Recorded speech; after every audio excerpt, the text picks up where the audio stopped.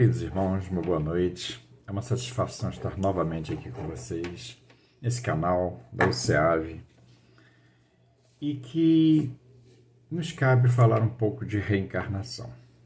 O tema é muito amplo, o tema é muito sugestivo, de modo que teremos muitas oportunidades aqui de falar de tudo que a doutrina dos Espíritos nos ensina a respeito. Eu sei que muitas vezes estaremos repetindo assuntos. Não é meu propósito de ser sempre inédito nas minhas colocações, porque um assunto puxa o outro e às vezes a gente quer falar de coisas que noutra oportunidade não foi bem esclarecida e assim por diante. Mas meu propósito é, com certeza, auxiliado pela espiritualidade superior, de expor aqui os ensinamentos que a doutrina dos Espíritos nos traz. Eu tenho ao meu lado aqui o Livro dos Espíritos, que é a nossa base primeira de consultas, que traz a doutrina dos Espíritos em sua totalidade. O próprio Kardec publicou outros livros, como o seu Livro dos Médiuns, o Evangelho segundo o Espiritismo, o Céu e o Inferno e a Gênese, que são complementos ou desdobramentos do Livro dos Espíritos. Muitas vezes eu vou me referir a questões um pouco primárias, respeitando o público que nos assiste, que ainda não tem um conhecimento maior da doutrina espírita. Nesse caso, eu peço perdão daquelas pessoas melhor informadas, entenderem que eu estou sendo repetitivo, eu estou sendo falando questões muito primárias. Mas é que o público é heterogêneo.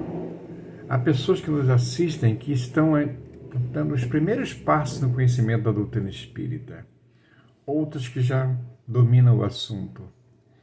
E tem aquelas que sequer têm interesse de conhecer a doutrina em mais profundidade, mas que têm interesse ou foi despertado o seu interesse para conhecer um pouco de reencarnação.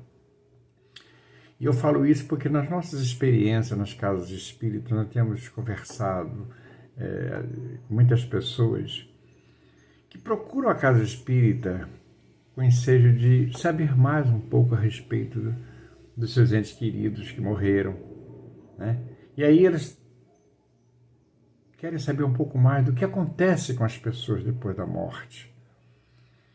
E aí nós temos a oportunidade de explicar um pouco mais, respeitando os princípios religiosos que a pessoa deteve, porque poucas religiões tratam esse assunto com tanta seriedade ou com tanto aprofundamento quanto o Espiritismo. Então, a nossa formação cultural religiosa ela é muito pobre com relação à vida dos espíritos e à reencarnação. Eu já começo falando pelo seguinte, que já no primeiro programa, e agora de novo, frequentemente vamos nos referir a espírito. O espírito tem que passar por encarnação, espírito no plano espiritual. Quer dizer, espíritos somos todos nós somos espíritos, criação divina. De Deus Pai, Criador de todas as coisas, criou-nos como essa fonte de luz, essa centelha, cuja definição ainda é muito difícil. Nós, com o decorrer do conhecimento da doutrina espírita, vamos criando uma definição na nossa mente, baseada nas informações dos espíritos, baseada nas referências dos autores, dos diversos depoimentos. Mas ainda é uma definição muito difícil para aquela pessoa que não tem claramente isso. Então, espíritos somos todos nós, que se podemos separar em basicamente duas categorias para ser mais fácil didaticamente. São espíritos encarnados, ou seja, que estamos na matéria, eu, você, que está me assistindo. E tem os espíritos desencarnados. Todos somos espíritos únicos, com inteligência própria, com desenvolvimento próprio, com conhecimento próprio. estando na matéria, estando encarnado, nós desenvolvemos essa personalidade, com muitas influências do ambiente, da família em que nascemos, do meio em que vivemos, da época em que estamos. Então, essa personalidade tem características muito próprias. Mas o espírito em si tem características ainda mais próprias, cuja individualidade, cujo conhecimento, cuja inteligência foram moldadas ao longo de centenas, milhares, talvez milhões de anos. Toda essa bagagem pertence ao espírito, o conhecimento, sua vivência, seus conceitos. Enquanto encarnados, nós passamos por um processo de esquecimento, e em algum momento nós vamos falar sobre isso, que nós nascemos para esse nascimento, para essa existência, foi criado um corpo. Então, na hora da concepção de um feto, de um embrião, o espírito se aproxima, começa a se ligar a esse feto, esse embrião, podendo adicionar a esse corpo características físicas importantes para a sua jornada terrena. Por quê? Porque a sua forma física, cores de olhos, cabelos, comportamento do corpo físico, saúde dos órgãos, saúde do corpo, tem muito a ver com as necessidades reencarnatórias do espírito que está chegando. Então, com a ajuda da espiritualidade e com a intervenção direta do próprio espírito, o corpo físico vai sendo moldado nas suas características físicas para que venham a servir aos propósitos reencarnatórios daquele espírito. Então, para ser mais específico, vamos imaginar uma situação de que o espírito tenha no seu perispírito uma deformação física. Desculpe dizer espírito, deformação física, estou tentando ser mais claro possível. Na última existência, o espírito deformou fisicamente um órgão. Vamos supor, pulmão, por um abuso de vício, qualquer coisa, deformou o pulmão. O perispírito pode ser um nome novo ainda para algumas pessoas, vamos falar dele depois. O espírito retornou ao plano espiritual com essa deficiência que era do corpo físico, mas que o perispírito manteve essa forma deficiente no plano espiritual. E é claro que isso precisa ser corrigido. Pode acontecer dessa correção acontecer no plano espiritual, que não é o mais comum. Pode acontecer.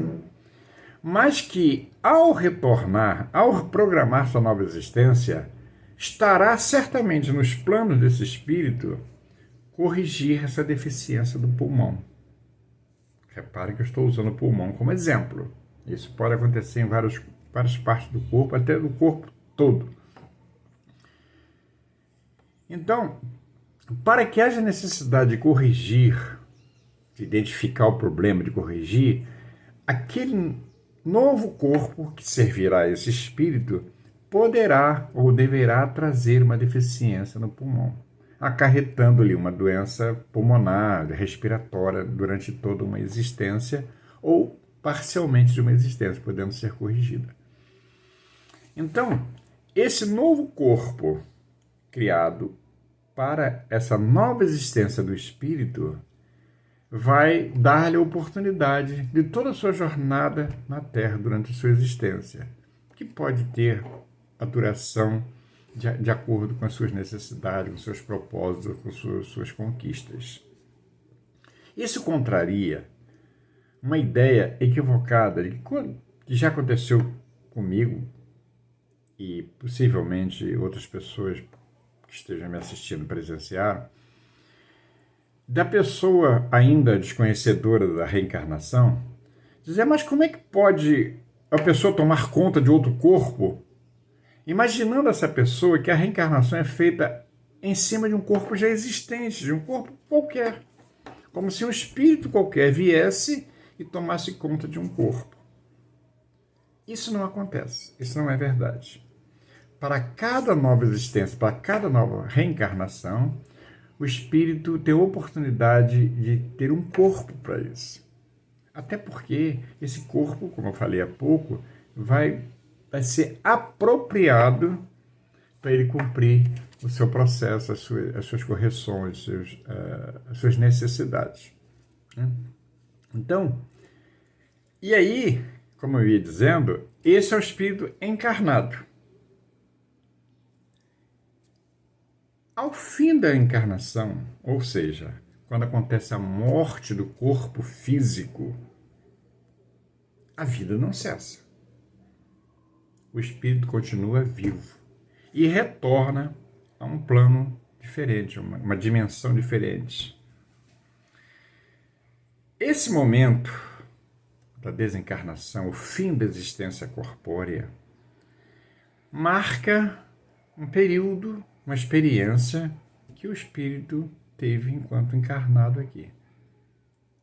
Claro que o balanço de toda essa existência, o que fez, deixou de fazer, as experiências, as oportunidades que teve, as oportunidades que perdeu, com o tempo, ao retornar ao plano espiritual, o espírito agora desencarnado, o espírito errante, que é uma expressão que os espíritos utilizam no Livro dos Espíritos, terá por muito tempo oportunidade de analisar, de rever, como, grosso modo falando, um filme de sua vida. É claro que ao retornar ao plano espiritual, logo no primeiro momento, os espíritos chamam de período de perturbação, uma vez que ele muda de ambiente de uma forma muito radical, sai do plano material para o plano espiritual. Se durante sua existência terrena ele foi preparado para isso, e diga-se passar, essa preparação não é simples, para começar, precisa ter acesso a uma doutrina tal como a doutrina dos espíritos, que prepara realmente o indivíduo para conhecer essa questão. Mas a maioria não tem essa formação, não tem esse conhecimento, até por influência das doutrinas religiosas que não informam as pessoas a respeito da vida após a existência corpórea. Então, como a maioria não tem esse conhecimento, de repente se vê num ambiente novo, às vezes hostil, precisa de um período de adaptação, às vezes longo, para compreender a sua nova situação.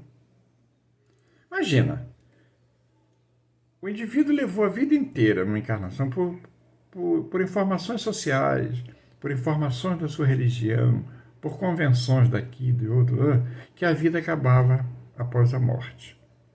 Mas isso não aconteceu para ele. De repente ele se vê no plano espiritual, vivo, enxergando, ouvindo, falando, na maioria das vezes isso acontece, mas que num ambiente diferente, ele não reconhece. Então ele entra num processo de perturbação até que tenha condições de compreender melhor. Acontece às vezes até para desespero do espírito, ao reencarnar, ele, no ambiente doméstico ainda, ele fala com as pessoas e não obtém respostas. Quando o desligamento não é de forma ampla, e o espírito permanece no seu local onde convivia, com as pessoas com as quais convivia. Na família, às vezes no ambiente de trabalho, no ambiente social. E aí ele se sente perturbado de falar e não ser ouvido. E como ele não tinha conhecimento da morte do corpo físico, a vida que ele sobreviveria à morte do corpo físico, ele acha que continua vivo. E aí, normalmente, requer a intervenção de espíritos já desencarnados, o plano espiritual, com conhecimentos específicos, são chamados espíritos socorristas, que buscam, acolhem esse espírito, levando para ambiente de tratamento, para educação, às vezes por um sono, um descanso maior, para que ele possa se situar no novo ambiente e depois, ao acordar, se for o caso, começar a receber instrução. Essa é uma das possibilidades. Não acontece assim com todas as pessoas. Aqueles que têm algum tipo de mérito, foram boa pessoa, independente da religião, mas que foram pessoas boas, serviram, praticaram o amor, essas serão acolhidas sempre, mesmo desconhecendo, porque o conhecimento não determina o futuro do espírito, o local em que ele vai ficar. Apenas o conhecimento não determina. O que determina são suas ações. Daí, esse conhecimento tem a maior importância para que a pessoa invista na reforma íntima. Mas se transformar em reforma íntima. Porque apenas o conhecimento, como eu estou falando, só ele não significa superioridade nenhuma. Ele é um maravilhoso instrumento para que o indivíduo invista na reforma íntima, na prática de ações boas, na prática do bem, na prática da caridade, porque aprendemos na doutrina espírita que fora da caridade não há salvação. Não diz que é fora da igreja, não diz que é fora do espiritismo, não diz que é fora de outra coisa, é fora da caridade. Portanto, com a prática da caridade, nós desenvolvemos várias outras virtudes. Com isso, alcançamos o progresso moral. E o conhecimento tem importância no investimento. Uma vez que eu tenho conhecimento, eu invisto nisso tudo, como, por exemplo, conhecer a doutrina espírita, é uma ferramenta maravilhosa para o meu desenvolvimento. Mas apenas conhecer não é nada demais. Tá? Então, tudo isso que faz com que tenhamos uma destinação no plano espiritual após chegarmos lá. Esse desempenho, a aplicação desse conhecimento em nossas vidas, o que fizemos, o que deixamos de fazer, o bem que fizemos, o bem que deixamos de fazer, se magoamos, toda aquela análise que devemos fazer diariamente vale para toda uma existência. E isso vai determinar justamente o encaminhamento que vamos ter por meio dos socorristas ou por meio daqueles que também recolhem o espírito devedor e leva para ambientes ainda muito atrasados, muito perigosos. Por hoje ficamos por aqui. Temos muito assunto para tratar ainda. Esse assunto reencarnação nos oferece muitas oportunidades. E esperamos que o assunto tratado hoje possa ter sido de seu interesse, possa ter satisfeito as suas curiosidades e que possamos estar juntos mais vezes, né? Nesse estudo diário que a OCEAV oferece. Obrigado a todos, fiquem com Deus.